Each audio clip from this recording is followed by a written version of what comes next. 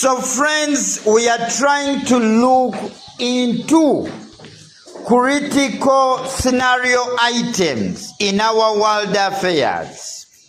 Before you continue, I emphasize our customer Farouk of Uganda's idea. This is the time to progress. This is the time to do what? To progress. So I'm going to read still again our scenario item. I want you to go word after word. Word after what? Word. That is very important as you check yourselves anyway.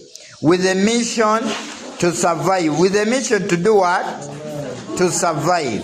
I can tell you it's a game of winning. It's a game of winning. Before Italy became one nation in the 19th century, it was too divided, its regions ruled by foreign powers, and its people speaking in many dialects.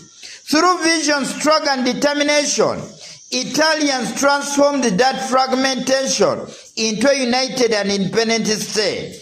In a rapidly changing Africa, questions of national identity, regional integration, and political unity dominate the conversations of youth forums, think tanks, and policy-making circles. Many African states continue to struggle with internal divisions along ethnic, linguistic, and regional lines. Divisions that often trace back to colonial borders rather than natural communities. In some countries, competing loyalties to tribe, religion, or region threaten to overshadow the idea of nationhood. Efforts to promote continental unity through initiatives such as the African Union and Pan-Africanism have gained momentum, yet the path towards genuine unity and independence from external influence remain uneven. Many African statesmen that are interested in total unity of Africans have recently picked interest in the Italian efforts to achieve unity. Such statesmen are drawing comparisons between Italy's 19th century struggle for unification and Africa's ongoing search for unity and self-determination.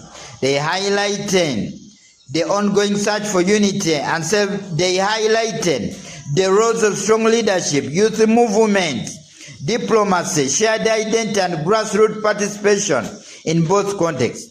In order to attract many people to the topic of total unity, a big sensitization campaign has been organized under the theme From Fragmentation to Liberty. Lessons from the Italian Unification for Modern Africa. The guest speaker is expected to make a presentation on how the Italian experience of unification remains relevant to Africa's contemporary movement for national unity and independence. Task: prepare a document that the guest speaker will present in that campaign. Campaign. So we are trying to prepare a document that guest speaker has to present in that campaign. Our introduction is on the Italian unification. So we are saying the unification of Italy refers to the amalgamation or union of various Italian states, namely Piedmont, Sardinia, Lombardy, and Venetia, the Central Duchies, the Naples, Sicily, among others, to form a united state of Italy under a single Italian ruler in 1870. Before Italy was unified, the region was broken into many different areas and states, each with its own government, laws, and often different rulers. Some of these states were controlled by foreign powers, such as Austria.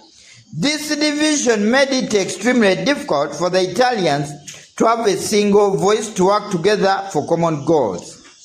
Travel, trade, and even communication between regions were limited because of these political borders.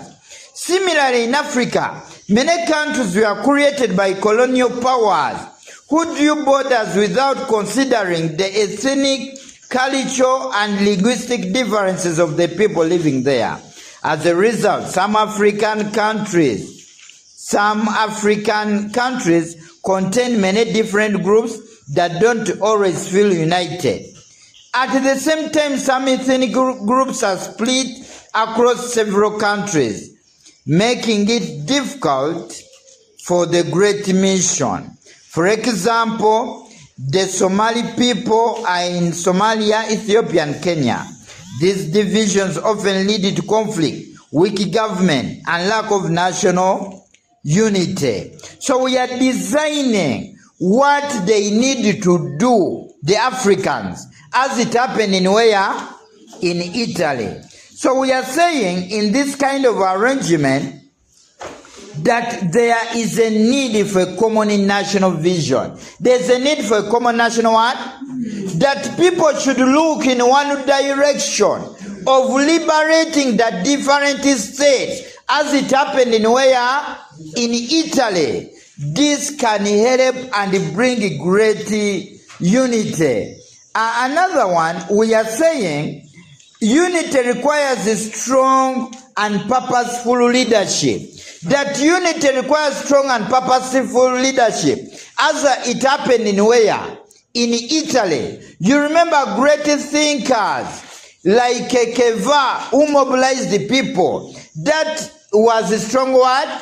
Leadership. So if Africa is also to get great unity, it must have strong word?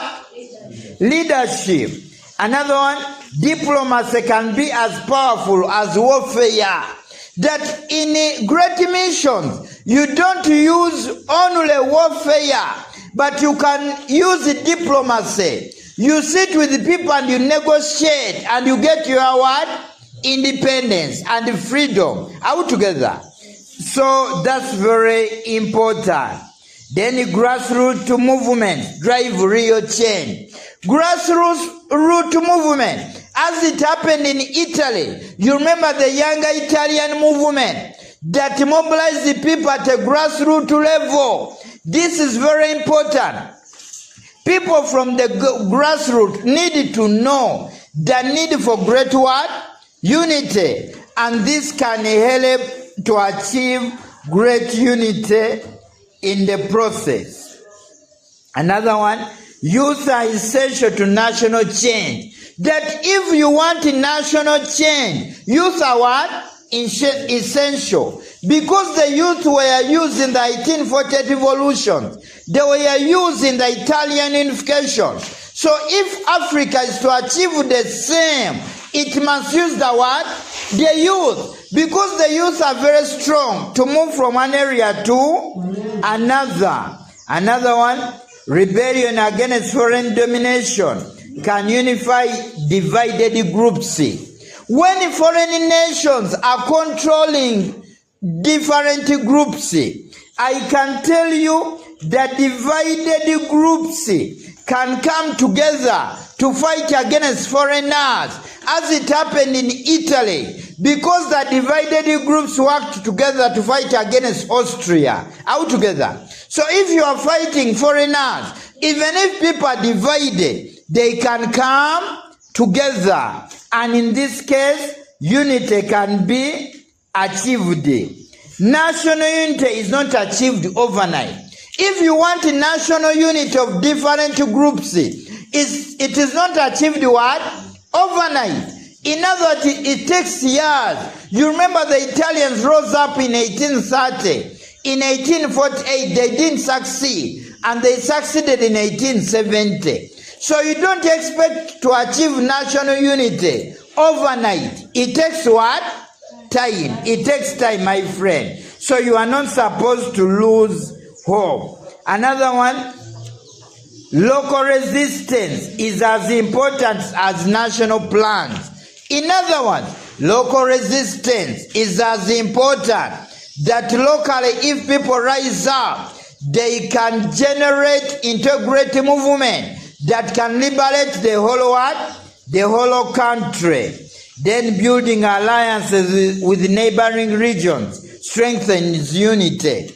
building alliances with the neighboring regions. You cooperate with others to build a great movement to fight against what? Foreigners. This is very important, as it happened also in Italy. Another one, great struggles require sacrifice and commitment. We are saying great struggles requires the commitment altogether. Even if you have been defeated today, it doesn't mean that tomorrow also you'll be what? Defeated. So if you have been defeated today, you need to rise up tomorrow. Another one, we are saying use of media and communication is essential. That to achieve great success in struggles, use of media is very what? Essential. The Italians, for them, they use smaller pamphlets to agitate for their change. So use of media in modern times is very important.